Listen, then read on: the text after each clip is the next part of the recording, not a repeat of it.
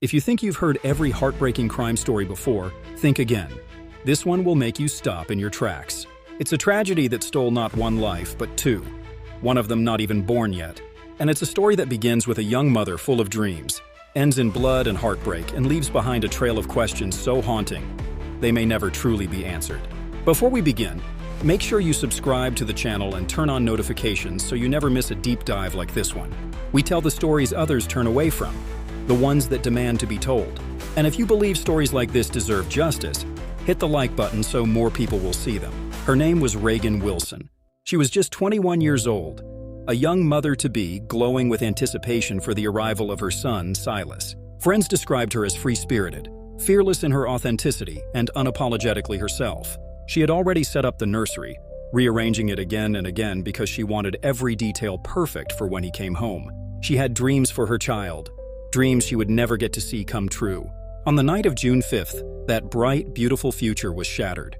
Somewhere between 11:30 and midnight, gunfire rang out in her Lebanon, Missouri neighborhood. Neighbors may have thought it was fireworks or a car backfiring, but doorbell camera footage captured the truth. Rapid, deafening shots breaking the stillness of the night. At 11:37 p.m., police arrived. Inside Reagan's home, they found her crumpled on the floor, riddled with bullets. She was rushed to the hospital, clinging to life. Her unborn son, Silas, still sheltered in his mother's womb, was barely hanging on. Doctors fought for both lives, but just hours later, Reagan was gone. Silas survived for a short time, but on June 13th, his tiny heartbeat faded forever. And the man accused of pulling the trigger? Police say it wasn't a stranger. It wasn't a random act of violence. It was someone who should have been one of the two people in the world most invested in protecting Reagan and Silas. His name, Sidney Frederick Wilson III, her estranged husband, and according to authorities, the father of her unborn child. The charges were staggering. 2 counts of first-degree murder, 2 counts of armed criminal action. The family, friends, and community of Lebanon were left reeling. How could this happen? How could someone's love curdle into something so dark, so final? Investigators began piecing the story together from the beginning. Hours before the shooting, Reagan and Sidney exchanged text messages that have been heavily redacted in the official probable cause statement. But enough remains to suggest there was tension, possibly an argument over boundaries and family involvement in Silas's birth.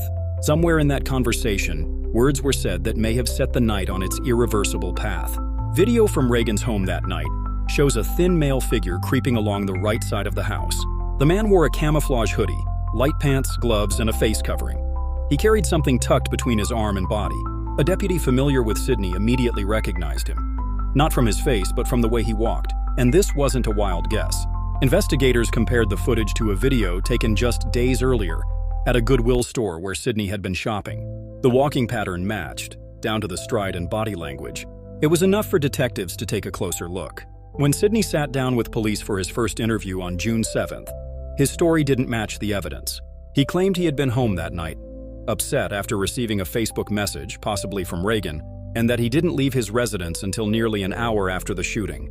He insisted the gun he once owned had been sold months earlier to someone he could barely identify. But when police checked his surveillance cameras, the timeline didn't add up. The footage showed him leaving the house much earlier than he admitted. Google Maps data placed his phone traveling toward Lebanon around 10:30 p.m. Then the location data suddenly went dark, as if manually switched off. It reappeared later, not far from the hospital where Reagan was taken. The inconsistencies piled up. The gun sale he described never matched reality. Restaurant surveillance showed he never sat with anyone during the times he claimed he met the buyer. Fingerprints found on a recently disturbed window at his home raised further suspicion, possibly pointing to how he slipped out unnoticed. Cell tower data placed his phone near Reagan's home at the time of the shooting, but perhaps the most chilling revelation came from those who knew him. According to statements in the probable cause file, Sidney had allegedly made disturbing comments in the past, saying it would be easier if Reagan were dead. And when she was in the hospital, fighting for her life, he never once asked about her condition. His only concern, according to investigators, was when he could retrieve his vehicle. Reagan's mother, Sarah Ice, remembers the night with a kind of pain that never fades. Her last memory of her daughter was a dinner they shared just days earlier, laughing over a meal with Reagan's brother. She hugged her daughter, spoke to Silas through her belly, and said she couldn't wait to meet him. Hours later, Sarah's phone rang. It was her eldest daughter's boyfriend. His voice was tight, urgent. "Sarah, Reagan's been shot. Sarah's mind couldn't process the words. She grabbed her son, rushed to Reagan's home, praying the entire way. By the time she arrived, police were there. Her eldest daughter, Riley, had already tried to perform CPR, her shoes soaked in her sister's blood. But it was too late. In that moment, Sarah's world split in two, before and after. And even in the chaos of that night, a thought settled in her mind. Unwelcome but undeniable. It had to be Sydney. Sarah's gut told her something the rest of the world hadn't yet said aloud. She knew Sydney. She'd welcomed him into her home, trusted him around her children. And while the marriage had been short and had its tensions, there had been no public explosions, no physical violence, at least not that Reagan had ever shared. But there was something about the sudden, senseless nature of the attack that narrowed the list of possible culprits in Sarah's mind to one. The police at first didn't storm his house. They were cautious, methodical. Sarah understood the need for procedure, but every second that ticked by that night felt like a lifetime. In hindsight, she wishes they had gone to him immediately. She believes they might have caught him before the trail cooled. Still, she knows investigations aren't built on gut feelings. They're built on facts, evidence, and timelines that hold up in court. Sydney and Reagan's marriage had been a whirlwind. They met in March, married by May, and by September she was pregnant. It wasn't an accident. Reagan wanted children. Sydney, according to Sarah, wasn't sure. But when Reagan set her heart on something, she was relentless. She believed they could build a life together, a family. It didn't last. By December, she had left him. She couldn't put her finger on exactly why. Only that being around him made her feel uneasy, even sick. Sarah thought it might be pregnancy hormones at first. But once they were apart, she saw the spark return to her daughter's face. Reagan was working again, laughing again, living again. Still, they weren't at war. According to Reagan's mother, the two had agreed on a plan for co-parenting when Silas was born. But there were boundaries Reagan wanted in place. One of them being that she didn't want Sydney or his family in the delivery room. It was meant to be a sacred, calm moment for her, shared only with her sister, her mother, and her new partner. That request may have been the ember that lit something darker in Sydney. The night of June 5th, the conversation between Reagan and Sydney reportedly touched on that subject. What was said remains partially hidden by legal redactions, but the tension is palpable even through the gaps. Hours later, surveillance caught a hooded figure approaching Reagan's home. Minutes after that, gunfire erupted. When police finally questioned Sydney, they found cracks in his story almost immediately. His alibi unraveled under the weight of digital evidence. He claimed he'd been home until after midnight, but Google Maps told a different tale, one where he was heading toward Lebanon long before the shooting, then deliberately cutting off his phone's location services. The so-called gun sale to an unknown man months earlier was just as shaky. Restaurant surveillance showed him ordering food alone, speaking to no one. Fingerprints on the frame of a window at his own house suggested he'd used it to come and go without triggering his own security system. Cell data placed his phone in the area of Reagan's home at the exact time of the murder. It was damning. But to Sarah, the most chilling piece wasn't the forensics, it was the absence of humanity. While Reagan lay in the hospital, and later as Silas clung to life, Sydney never once asked about them. He didn't ask if they'd made it. He didn't ask if doctors were hopeful. He didn't even pretend.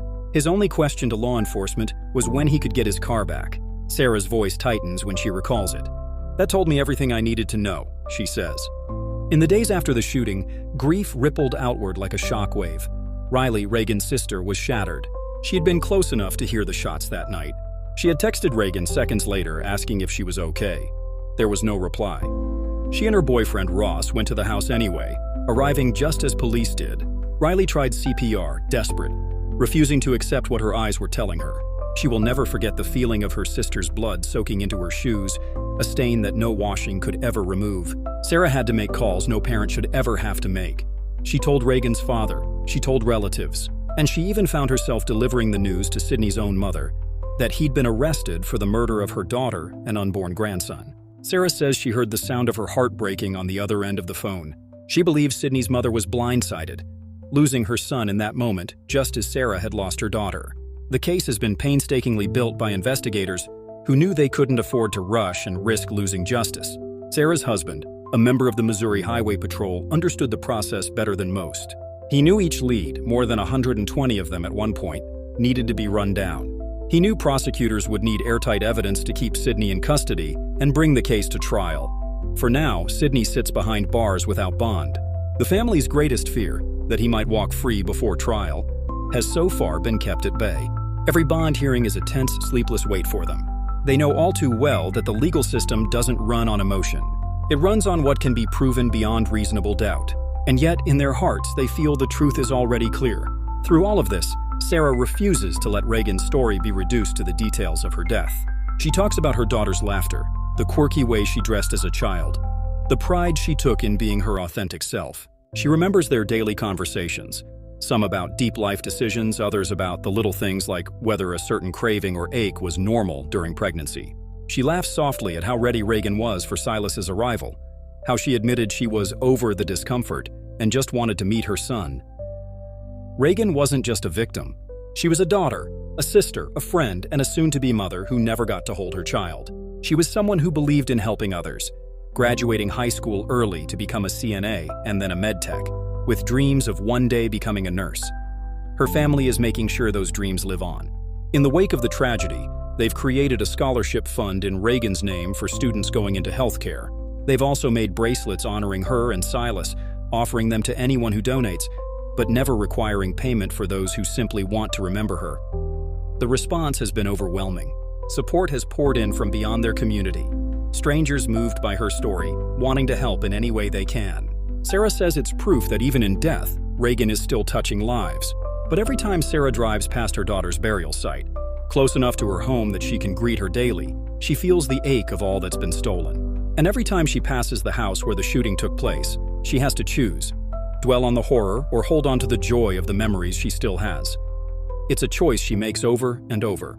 Because while the fight for justice continues, Reagan's story is far from over, and neither is the pain. Justice in cases like this is a slow-moving machine. It doesn't arrive with the speed or drama of a TV courtroom. It crawls forward, inch by inch, paper by paper, hearing by hearing. And for families like Sarah's, every day between the crime and the verdict is a fresh wound. The Lebanon Police Department has been deliberate, almost surgical, in how they've handled the case. Chief Jerry Harrison issued a statement not long after Sydney's arrest, calling the murders disgusting and vowing his team would relentlessly pursue justice for Reagan and her child. Those words gave the family something to cling to, a promise that the system wouldn't let this slip through the cracks. Behind the scenes, the investigators were building a timeline so precise that it would leave little room for doubt. They had the doorbell camera capturing the sound of the shots at 11:34 p.m. They had the grainy image of a man in camouflage moving through the shadows toward Reagan's home. They had the comparison footage from Goodwill showing the same gait, the same rhythm of movement. They also had the digital trail, the kind of invisible evidence criminals often forget about until it's too late. The Google Maps data showing Sydney's phone on the highway toward Lebanon at 10:30 p.m. With the sudden blackout of location services and the reappearance of that signal near the hospital just after 1 a.m. It was like watching the ghost of his movements play out in glowing dots across a map. Even more telling was what police didn't find: any real concern for Reagan's life from Sydney himself. In the chaos after the shooting, while family members were desperate for updates, Sydney's silence was deafening. No questions about her surgery, no asking if Silas had a chance, not even a feigned interest in the investigation's progress, only a self-serving query about getting his car back. In the probable cause statement, there's a moment that chills anyone who reads it. Someone close to Sydney reportedly told investigators that, on several occasions, he had remarked it would be easier if she were dead. At the time, maybe it sounded like a bitter throwaway comment. In hindsight, it reads like a confession in disguise. And that's what haunts Sarah most: the idea that there may have been warning signs, faint but real, scattered in the months before Reagan's death. She replays their conversations in her head, wondering if there was something she missed. Reagan was an open book, someone who shared her thoughts freely. She'd mentioned arguments, sure, but nothing Sarah considered out of the ordinary for a young couple navigating a new marriage and pregnancy. Still, looking back, Sarah recalls that uneasy feeling Reagan couldn't explain. The way she said, "I just can't be around him, Mom. I can't explain it. It just makes me feel sick." At the time, Sarah chalked it up to hormones and stress. But now that statement feels heavier, as if Reagan had been picking up on something her mind couldn't yet put into words. The separation seemed to lift her spirits. She got back to work, started laughing more. She looked forward to Silas's arrival with a renewed energy. But separation can also create a dangerous shift in someone who refuses to let go. The night of the shooting, that tension over the delivery room may have been the match to a slow-burning fuse. According to the investigation, There was communication between the two that evening about who would be present when Silas was born. Reagan was clear. Sydney's presence made her uncomfortable, and she wanted the moment to be shared only with people she felt safe with. Minutes after those texts, the hooded figure appeared on the footage. Minutes after that, Reagan was fighting for her life. For Riley, the timeline is seared into her memory. She hears the gunshots from her home less than a block away. She texts Reagan, asking if she's okay. No response. She waits a few moments, then walks over with Ross. The police arrive at the same time. She sees her sister lying there, tries to bring her back with CPR, even though deep down she knows it's too late. And then the reality hits, there's nothing more she can do. Later at the hospital, Riley still wears those same shoes. The blood has soaked into the fabric, a stark physical reminder of the moment her world changed. In the aftermath, the ripple effect of the crime spreads through two families. Sarah reaches out to Sydney's mother to tell her about the arrest, delivering news she knows will shatter her. The pain in that moment isn't one-sided. It's the pain of two mothers, both losing their children in different ways. Sarah has spoken often about the strange duality of grief in cases like this. On one hand, there's the need for justice, for the accused to face the consequences of what they've allegedly done. On the other, there's the understanding that someone else's mother, someone else's family, is also living a nightmare. It's why she has been careful not to let hatred consume her. She channels her energy into remembering Reagan, not just how she died, but how she lived. The scholarship fund, the bracelets, the stories shared by friends and strangers alike, all of it is part of keeping her daughter's presence alive in the world. The scholarship started with a life insurance policy Sarah had taken out on all her children through work, something she'd never done before, a decision she now sees as a nudge from above. That $5,000 combined with community donations became the seed for a fund that would help local students pursuing careers in healthcare, just as Reagan had planned to do. Mercy Hospital even offered to waive certain administrative fees to make the scholarship go further. The bracelets were a simple idea at first, just a way for family and friends to carry a piece of Reagan and Silas with them. But as word spread, people from outside the community began asking for them. Sarah decided they wouldn't sell them for profit. Instead, anyone could have one, and donations toward the scholarship were welcomed but never required. Through it all, Sarah says she feels her daughter's influence. She's still touching lives, she says. She's still making a difference. But every good memory is shadowed by the reality that Reagan should still be here. She should be decorating Silas's nursery for the last time. She should be feeling the weight of her newborn in her arms. She should be living the life she worked so hard to build. Instead, the family is left waiting for the trial, for answers, for some measure of closure that may never truly come. And the question that lingers heavier than any other is one Sarah has asked herself in the quiet hours of the night. How could someone who once claimed to love her daughter end her life with such finality? The wait for answers is its own kind of punishment. For Reagan's family, every day that passes without resolution feels like living in the moment just after the phone rang that night, caught in a loop, unable to move forward. The justice system is deliberate by design, but that deliberation can feel like cruelty to grieving families. Each motion, each hearing, each review of evidence is another reminder of the loss. And the longer the wait, the more space there is for questions. Questions Sarah knows may never be answered, at least not fully. Even if Sydney is convicted, the why may remain forever locked in his mind. Was it rage at being shut out of Silas's birth? A bruised ego that couldn't bear separation? Or something darker, something festering long before the argument that night? Sarah has tried to prepare herself for the possibility that she will never truly understand the motive. She says that in some ways, knowing the why won't change the reality. Reagan and Silas will still be gone, but the human heart can't help but seek patterns, reasons, something that makes the chaos feel a fraction more ordered. In the weeks following the murders, the community of Lebanon transformed into something Sarah had never seen before. Neighbors who had barely spoken began bringing meals. Churches organized prayer vigils. Complete strangers reached out through social media to share condolences. The tragedy became a rallying point, a moment when the town seemed to collectively decide that Reagan and Silas's names would not be forgotten. But there were also whispers. Whispers about Sydney's behavior in the days before his arrest. Whispers about past comments that now felt more sinister. Whispers about whether anyone could have intervened, and if so, whether it might have changed the ending. Those whispers eventually found their way into the case file. The probable cause statement doesn't just outline the timeline of the crime.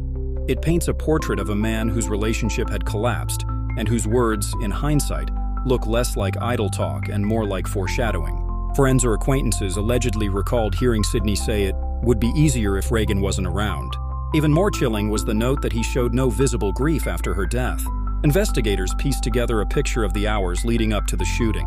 The text between Reagan and Sydney, the hooded figure on the surveillance footage, the Google Maps data placing him on the highway toward her home, the sudden drop in phone location tracking, likely deliberate, just before the shots were fired, and then the reappearance of his signal hours later, conveniently near the hospital. To prosecutors, this wasn't just coincidence. It was the framework of premeditation. For Sarah, the evidence is a double-edged sword. On one hand, it strengthens the case, making it harder for a defense attorney to spin an alternate narrative. On the other, every detail is a stab to the heart, forcing her to relive the night of June 5th in agonizing clarity. She thinks about the little things Reagan had planned for Silas. The way she had folded each tiny onesie and placed it carefully in the dresser. The way she had rearranged the nursery again and again until it felt just right.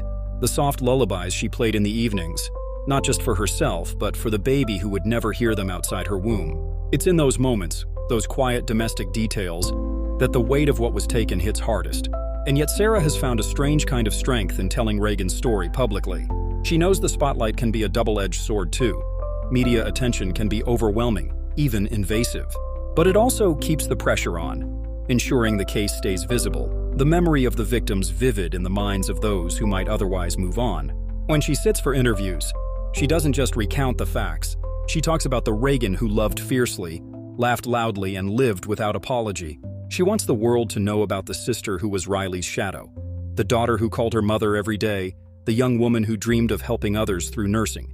And she talks about Silas, the little boy who never took a breath in the outside world, but who already had a place waiting for him in the hearts of everyone who loved his mother.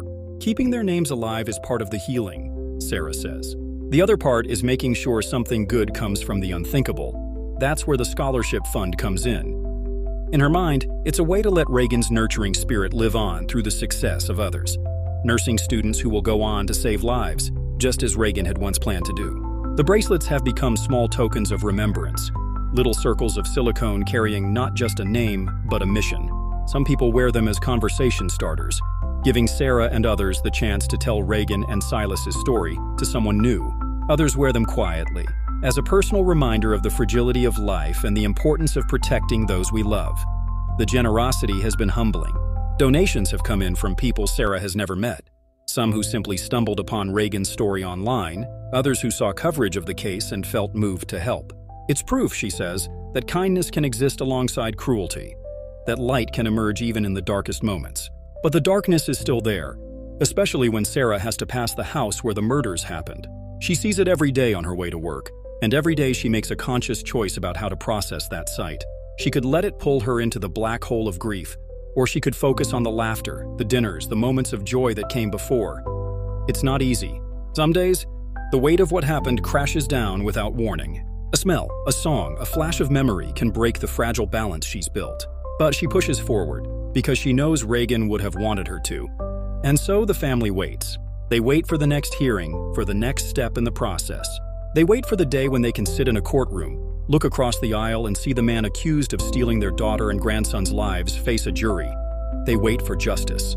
What they don't wait for anymore is closure, because Sarah knows it's a myth. There is no closure for something like this. There is only the hope of accountability and the determination to make sure Reagan and Silas's names are never lost in the noise. Grief has a way of bending time. Weeks can feel like years, and yet the past can surface with the clarity of yesterday. For Sarah, time is now measured in befores and afters. Before the knock at the door and after the sirens faded. Before Reagan's laugh filled rooms, and after silence settled like dust. People tell her she's strong, and some days she almost believes them. On others, strength feels like a costume she shrugs on to step into the world, worn not because it fits, but because there's nothing else to wear. In quiet moments, she returns to small scenes. Reagan at the kitchen table, mapping out nursing classes on a scrap of paper, doodling hearts in the margins as if to remind herself of the reason behind every plan. The thump of laundry from the dryer, onesies that would never be worn. A candle she bought for the nursery, soft, clean, the smell of new beginnings, now tucked in a drawer, unlit. These are the details that refuse to fade. They anchor the abstract, motive, timeline evidence back to what was true and ordinary and good. The case file swells with exhibits and affidavits, a paper mountain raised in the hope of balancing scales that never quite level. The law is a language of precision. Minutes and miles, video frames and metadata, prints and residue and patterns of movement. Somewhere inside that syntax is a story, and prosecutors will try to tell it as a straight line. A man left one town at a specific time, turned off his phone when the truth became inconvenient, reappeared later where the aftermath collected. He told a story that bent around the facts instead of fitting inside them. He had, according to those who listened, spoken of easier lives if one life ended. All of this will be arranged into a narrative fit for a courtroom, dry, exact, unadorned. And yet around that narrative swirls another, wordless and heavier, the one that lives in a mother's chest. There is a paradox in these tragedies. The closer investigators get to a clean timeline, the messier the human picture becomes. If the argument about the delivery room was an ember, what stacked the kindling? Control? Fear? The terror that comes when the future refuses to bend the way you imagined? 1,000 couples argue about boundaries around birth every day, and almost all of them step back from the ledge. What pushes a handful over? Neuroscience talks about cognitive narrowing, how rage and stress can choke out nuance until the world reduces to a single awful option. Psychology talks about fragile identities, how rejection can feel annihilating to those who built themselves on the thin ice of dominance. None of that explains or excuses. But when you stare at an act that makes no moral sense, you start reaching for any map that even acknowledges the terrain. Sarah tries not to live in the theoretical. She has practical work to do. There are meetings about the scholarship, emails with the hospital, calls to return from people who want bracelets shipped to places she's never visited. She thanks them, writes their names on a list, folds the list and slips it into a shoebox that is slowly filling with evidence of kindness. She has learned that grief doesn't cancel gratitude. They sit side by side, two hands on the same table, not touching but not competing either. Riley has her own rituals. Some days she runs until her lungs burn because the body knows what to do with pain when the mind does not. Sometimes she drives past the old house, past the familiar curve where you can see the porch light if you look at just the right angle. She is less interested in why than in who her sister was before the headlines, who she is allowed to be after them. She writes down memories in a cheap notebook, not because she'll forget, but because the act of writing insists on a future reader. It is a small rebellion against finality. This will be read, therefore we go on. The town goes on too, though the cadence is altered.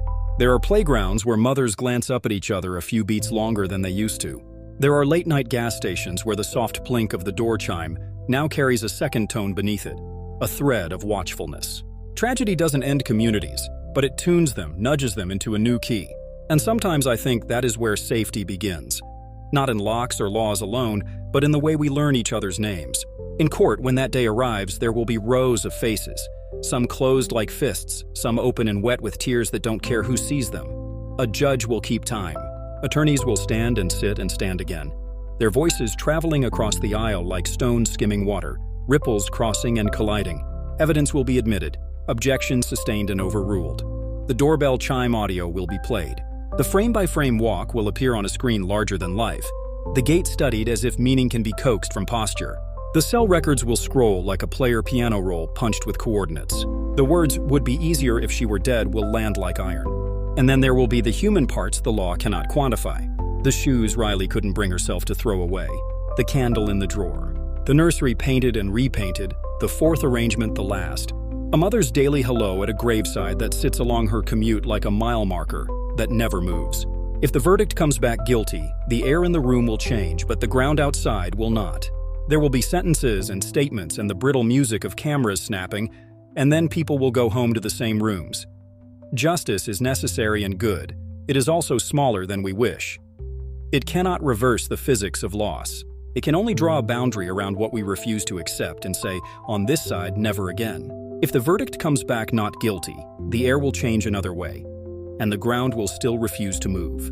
The family has talked about that possibility, as if rehearsing for an impact you hope never arrives could soften it. It cannot. But practicing the words we say to ourselves in the worst case is a form of courage. It is a way of refusing to let one more thing be stolen, the ability to stand. What then is left for the rest of us? Perhaps this, to keep asking the questions that shore up our humanity. What would it take to notice earlier when someone's despair hardens into menace? How do we build systems, legal, medical, communal, that can respond in time, not after? How do we teach boys and men that love is not ownership, that rejection is survivable, that control is a counterfeit of care? How do we honor the dead without turning their lives into instruments for the living? There is a scene I return to, though I was not there. A mother's embrace in a restaurant parking lot. Street lamps turning the asphalt the color of pewter. A laugh about something small, the kind that dilates an ordinary evening into a holiday. A palm pressed to a round belly. "I can't wait to meet you," she says. There is so much of the world we cannot promise each other. But in that sentence lives the whole project of love, to move toward a future we cannot see, and to make room for a life that will change our own. If you have listened this far, you know this is not a story with a happy ending. But it can be a story with a purpose. In Reagan's name, a nurse will one day steady a patient's hand before a difficult needle stick. In Silas's name, a stranger will decide to step away from rage and toward help. In this family's name, a town will remember that vigilance and tenderness are not opposites but twins. The camera cannot linger forever. The court will close for the day. The porch lights will click on across Lebanon, one by one like stars discovered late. Somewhere, a mother will check a crib and whisper goodnight. Somewhere, a sister will write a memory in a notebook and underline a word she is afraid to forget. Somewhere, a candle will burn. Not the one in the drawer, but another, lit by hands we will never meet, held up against the dark. And you, watching now, what will you do with the weight you feel in your chest? Will you set it down and scroll on, or will you carry it a few steps farther and turn it into something useful? A check-in with a friend whose texts have cooled. A conversation with a son about anger and what to do with it. A donation to a scholarship that wasn't supposed to exist. A name, two names, spoken aloud before sleep. Tell me in the comments what part of this stayed with you and why. Share this story if you believe memory can be a form of justice. And if you're new here, subscribe and stay with us. We don't chase darkness for spectacle. We gather around these hard stories because light works better in company. For Reagan, for Silas. For the ordinary future they deserved, and for the fragile, stubborn mercy we owe each other while there is still time.